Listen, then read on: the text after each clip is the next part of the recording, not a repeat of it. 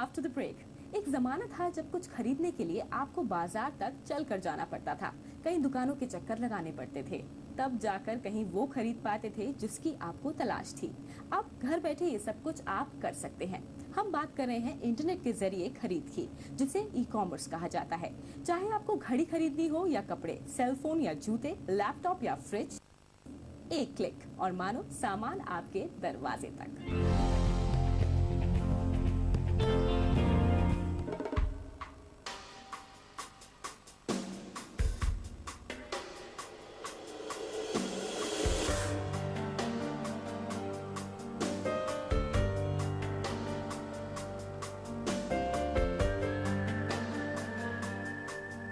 10 साल IT sector में job करने के बाद एक दिन सॉफ्टवेयर इंजीनियर संदीप शर्मा को एहसास हुआ कि ई कॉमर्स में ग्रोथ है। बस फिर क्या था, उन्होंने अपनी खुद की वेबसाइट लॉन्च कर दी, yepme.com। yepme पर संदीप खुद के बनाए मेंस फैशन क्लोथ्स और एक्सेसरीज बेचते हैं। सिर्फ 6 लोगों के साथ मिलकर उन्होंने इस वेबसाइट को लॉन्च किया और आज एम्प्लॉयज की संख्या 10 गुना हो गई है। कारोबार ऐसा जमा कि महज 9 महीने में वेबसाइट का टर्नओवर 25 करोड़ रुपए के पार चला गया। इंडिया में अगर आप रिसर्च के हिसाब से देखें तो $40 बिलियन का करीब ये मार्केट है और ग्रोथ इसकी बहुत हाई है। शुरुआत में संदीप अपनी वेबसाइट पर बड़े ब्रांड्स पर डिस्काउंट डील्स बेचते थे, लेकिन ये आइडिया उन्हें लॉन्ग टर्म में प्रॉफिटेबल नहीं लगा। इसीलिए संदीप ने खुद के बनाए प्रोडक्ट्स बेचने शुरू किए। संदीप अपनी वेबसाइट को डाइवर्सिफाई करने की योजना भी बना रहे हैं। इसकी वजह ये है कि इंटरनेट पर शॉपिंग करने वालों में 78% मेल है और 22% फीमेल हैं। लेकिन आने वाले दिनों में ये ट्रेंड बदल सकता है, जिसके लिए संदीप तैयारी कर रहे हैं। अगर हम केवल पुरुषों पे ही अपना सारा पैसा लगाएंगे या इन्वेस्ट करेंगे और तो हम महिलाओं पे बिल्कुल भी फोकस नहीं कर पाएंगे और वो एक तरह से हमारे लिए अपॉर्चुनिटी का नुकसान होगा।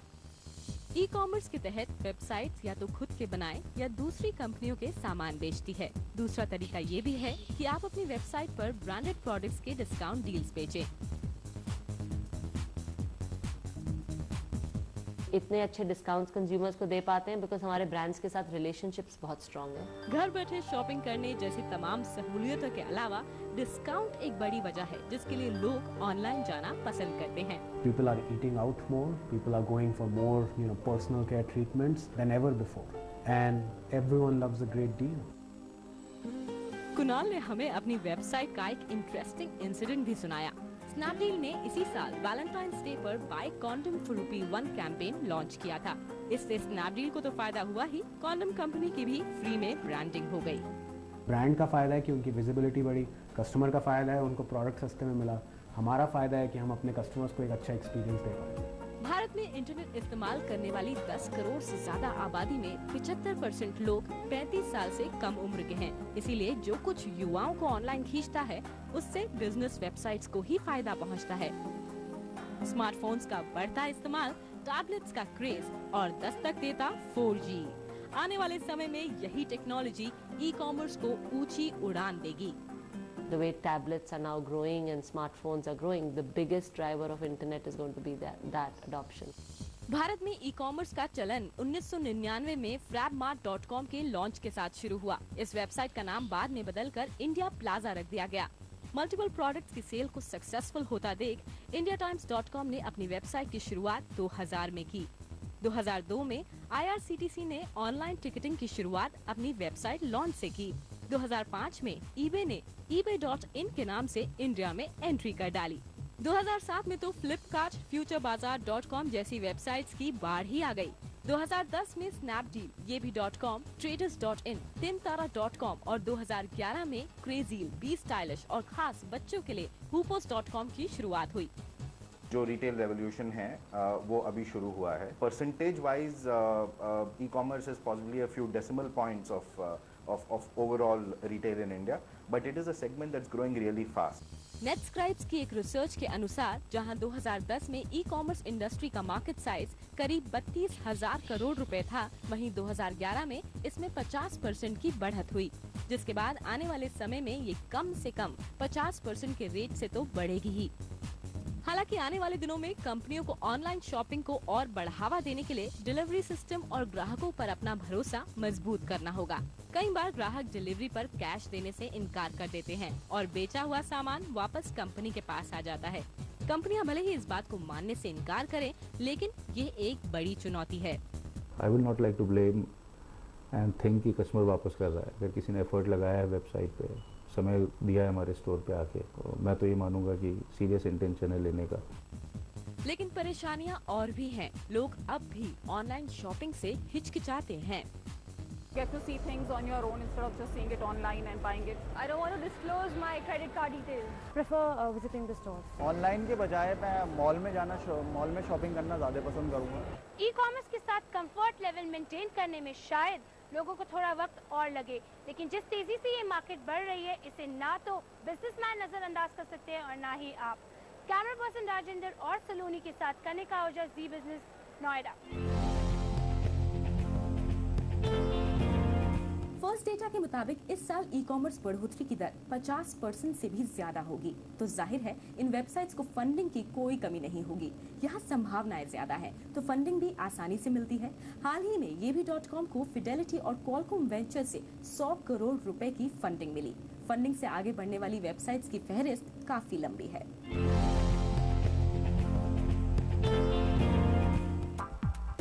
ई कॉमर्स के बिजनेस में मुनाफा देखकर कई कंपनियां इससे जुड़ने में दिलचस्पी ले रही हैं। इससे वेबसाइट्स को फंडिंग की भी दिक्कत नहीं हो रही है। 2011-12 में ई कॉमर्स में सबसे ज्यादा पैसा लगाने में शामिल थे SL Partners, Tiger Global, Sequoia Capital, Norwest Venture Partners और सेफ पार्टनर्स। पिछले कारोबारी साल ई कॉमर्स कंपनियों को खूब पीई फंडिंग मिली। टाइगर ग्लोबल ने ओला कैब्स में करीबन 30 लाख रुपए और माइंत्रा में 2 करोड़ रुपए इन्वेस्ट किया। IIN ने स्टेजिला.com में 50 लाख, SN कैपिटल ने बिगबास्केट.com में 1 लाख रुपए लगाए। 2011-12 ई कॉमर्स कंपनियों में वेंचर कैपिटल फंडिंग की भी कमी नहीं रही। कुछ चुनिंदा VC फंडिंग की बात करें तो सीक्वा कैपिटल ने freecharge.in में 29 लाख, हेल्थ कार्ट में 20 करोड़ और फ्री कल्चर में 40 लाख रुपए लगाए। टाइगर ग्लोबल ने मोटर एक्सचेंज में करीब 1.25 करोड़ एक्सक्लूसिवली और माइंत्रा में करीब 1.5 करोड़ रुपए इन्वेस्ट किए। लेकिन 2011-12 में ई कॉमर्स में कंसोलिडेशन भी देखने को मिला। जहां कुछ कंपनियां बंद हुई, वहीं कुछ बड़ी मछलियों ने छोटी मछलियों को निगला। स्नैपडील ने ई स्पोर्ट्स बाय, फ्लिपकार्ट ने लेट्स बाय, छकपक.com, मॉलर्स इंक और ई यंत्रा ने प्रिविलेज कॉर्नर और मेक माई ट्रिप ने सेफ पार्टनर्स के साथ iExigo को खरीदा। जानकारों का मानना है कि आने वाले दिनों में जहां कई और लोग इस इंडस्ट्री में कदम रखेंगे, वहीं कंसोलिडेशन का ये सिलसिला आगे भी जारी रहेगा।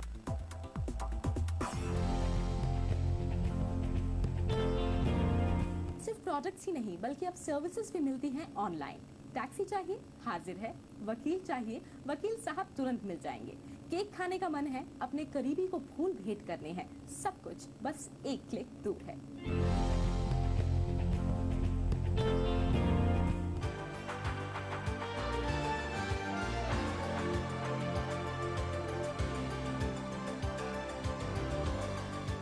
नौकरी की कीमत क्या है, ये किसी बेरोजगार से पूछिए।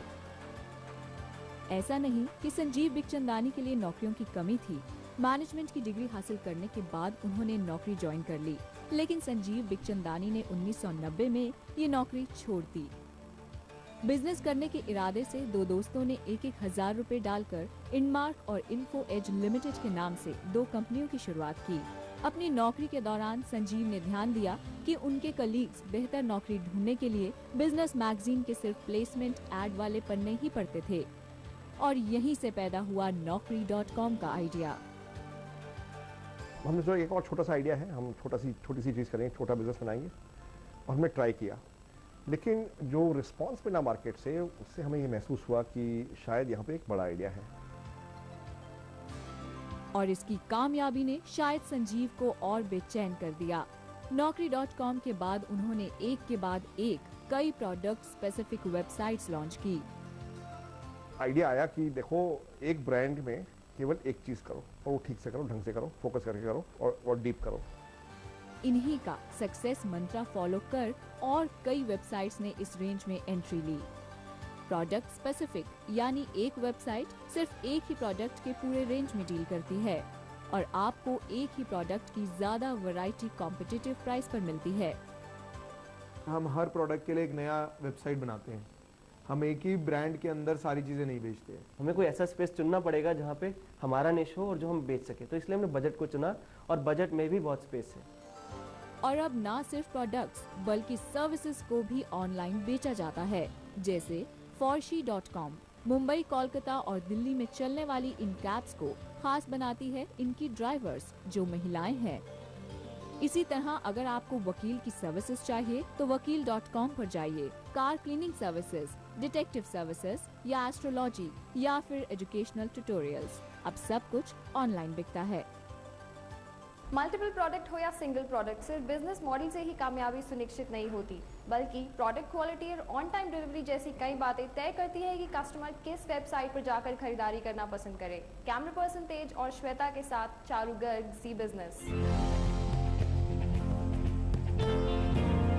दुनिया में एक ही तरह की वेबसाइट्स की भरमार है। जाहिर है इस क्षेत्र में गलाकाट प्रतियोगिता है। ऐसे में अगर किसी को लगता है कि उसकी वेबसाइट बेहतर कारोबार नहीं कर रही तो इसे बदलना कहीं ज्यादा आसान है। संदेश ये है कि अगर ऑनलाइन कारोबार का प्रयोग सफल नहीं हो रहा तो तुरंत बदल दो।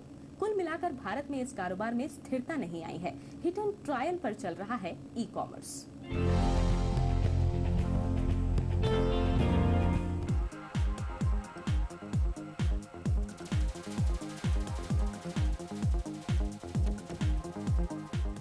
लंबी प्लानिंग करने के बाद और सभी कदम सोच समझकर उठाते हुए 2009 में सिर्फ और सिर्फ जूते बेचने वाली अपनी किस्म की पहली वेबसाइट shoebazaar.com लेकर आए Manmohan Agarwal.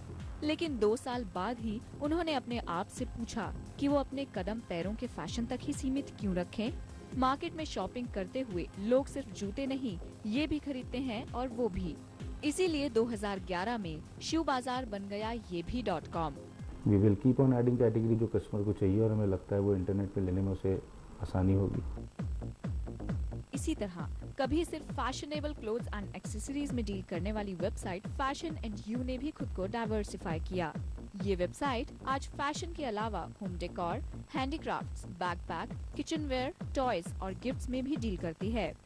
Starting out from largely men, women, fashion products, we've branched out into accessories, home decor, baby products. Hence, there was this change that we've constantly brought and continue to bring on the product side. वजह ये भी है कि e commerce के बढ़ते आकार के साथ वेबसाइट्स के बीच कंपटीशन भी बढ़ रहा है। बहुत सी वेबसाइट्स बदलती जरूरतों और वक्त के साथ खुद को बदल लेती हैं। इंडिया टाइम्स ने अपना बिजनेस मॉडल पूरी तरह से ई-टेल में तब्दील कर दिया। सोशल नेटवर्किंग साइट बिग अड्डा ने भी ई-टेलिंग को अपना लिया और मूवी रेंटल साइट 70mm ने भी कुछ ऐसा ही किया। DTH सर्विसेज इंडिया में लॉन्च हो रहे थे उस टाइम पे और स्ट्रीमिंग आ रहा था, तो हमने सोचा कि DVD रेंटल का बिजनेस बजाय वो लॉन्च करने के या उसको कंटिन्यू करने के हम लोग एक नए बिजनेस की तरफ जाते हैं जो कि सेम कैटेगरी को बिलोंग करे।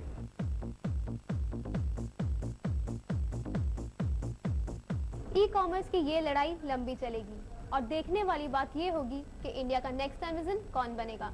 कनिका आहूजा के साथ श्वेता गुप्ता, ज़ी बिजनेस, नोएडा।